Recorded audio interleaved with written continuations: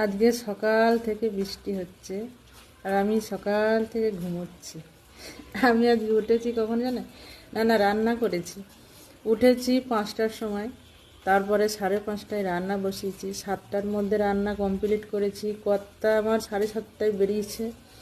তারপরে 7:45টায় আমি আবার বিছানায় ঢুকে গেছি। ঠিক আছে, কেননা বাইরে বৃষ্টি হচ্ছে, ভাবলাম একটুখানি বিছানায় গড়াগড়ি করে নিই, গড়াগড়ি দিইনি।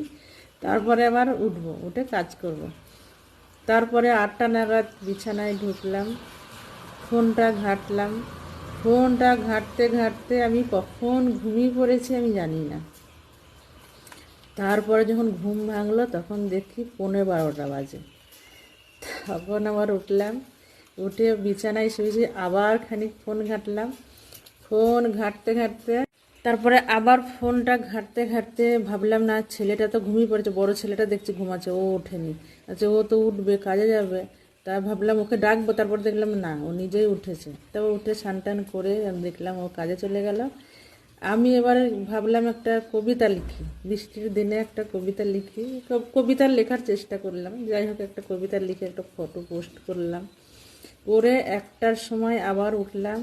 উঠে এই যে ঘর দুয়ারে কাজ টাজ সেরে স্নান করলাম, পুজো দিলাম, দিয়ে এখনই এই আপনাদের সঙ্গে বকবক করতে আসলাম।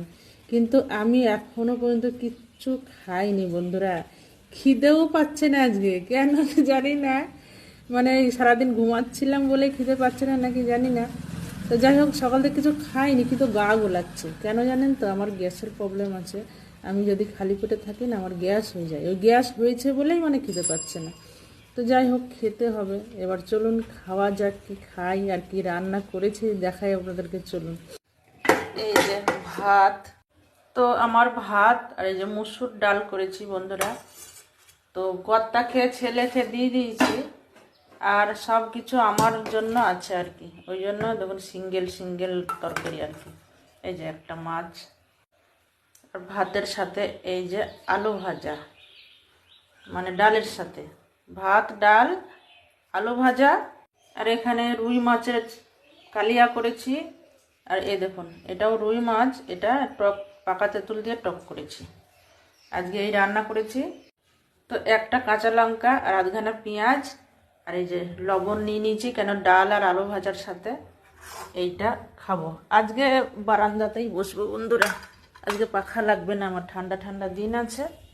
আর এটা মিনির খাবার, মিনির ভাত। তো এই হচ্ছে আমার খাবার বন্ধুরা। শুভ দুপুর, চলুন খাওয়া দাওয়া।